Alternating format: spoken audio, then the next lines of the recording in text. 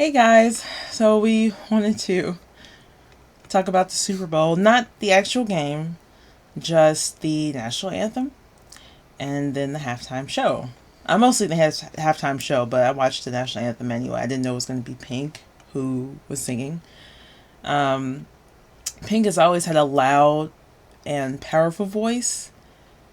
However, I don't feel anything when she sings. Like, she did a decent job, but it wasn't, there was like no emotion in it, if that makes sense. Like, it was just devoid of emotion, which isn't a reflection on her actual singing itself. It's just when you hear certain singers and they hit those notes, it's like, wow, like you get chills. I don't get chills with Pink, so I was like, I don't care.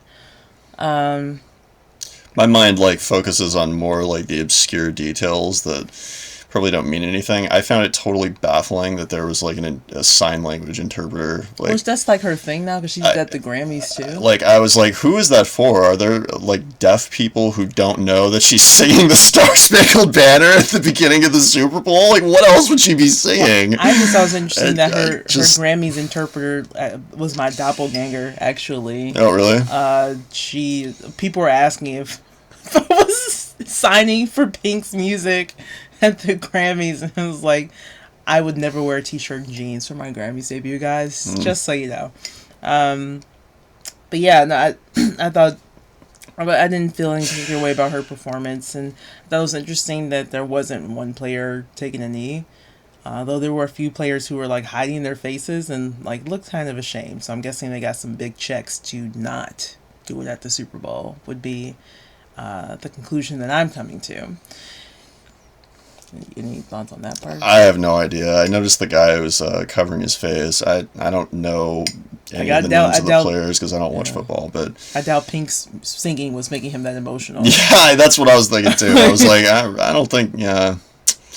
No offense to Pink. And then so Justin Timberlake's performance. First, let me say it was very aesthetically pleasing. It was very beautiful. The layouts and the stage and the lights and the mirrors and all that stuff. It was probably the most classy and elegant performance you could possibly have at a Super Bowl. And he interacted with fans both at the very start of it and towards the end when he went down into the audience. His outfit was weird. It was like a camouflage suit. Yeah, camouflage pants and then a cowboy jacket and a red bandana. It was very confusing. I don't know what look that was. And then he had his special guest Prince on a sheet, which didn't make a lot of sense to me. I can't believe it's been a year, by the way, but I don't feel like I've ever heard Justin really talking about NSYNC. For them, I mean NSYNC, Prince. It was always about Michael Jackson. So it just seemed kind of random to have Prince on the sheet singing a duet with him or whatever. I don't know. It was very strange to me. And while I knew every song that he had, and he had several different songs, the best one was Sexy Back, which he should not have cut short. That was one of the best bass beat, the best dance music. If I'm doing a performance, I'd want to get the audience moving. The rest of his song choices were they were nice, they were pleasant, but they weren't I don't know, engaging, they didn't make you want to get up and dance kind of songs. That's just not what those kinds of songs are. And then you went all the way back to Cry Me a River, which was, nostalgia. But it's if I'm getting nostalgia from Justin Timberlake, it really needs to be something involving NSYNC. I'm sorry. I was kind of shocked that there wasn't one, quick moment of NSYNC doing their biggest song for, 2 minutes. Not the whole song, but, a minute, 90 seconds, whatever. I'm just saying from an audience standpoint. Or as some have mentioned, perhaps something with Janet Jackson where there are no wardrobe malfunctions. I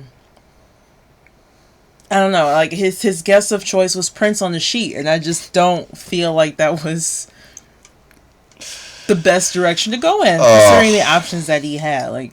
He's worked with, obviously Timbaland does all his music. Pharrell does production on his music. Jay-Z turned down the NFL, so it's no wonder that Jay-Z wasn't there to do like a guest appearance or something. But then you got NSYNC, Janet Jackson. Like, you have all these people who Justin has worked with. Rihanna, I don't even like Rihanna, but I'm just saying he's done all this work with all these different artists, and his guest of choice was Prince on the sheet. A wrinkly sheet. I don't think that was the best direction to go in personally. So in that sense, I feel let down. Like, I just wasn't excited about it, but it was very beautiful. But I felt nothing. There was no emotional anything. There was no like real excitement with it. So I guess that's a good balance to Pink's opening, because I didn't care about that either. So I don't care about football in general, so well, this isn't football. We're talking about the performances. I don't listen to any of those people. So Oh, you listen to Justin just Timberlake. I don't. I like one song. Yeah, I don't. I'm not a pop fan, so I'm just kind of like, whatever.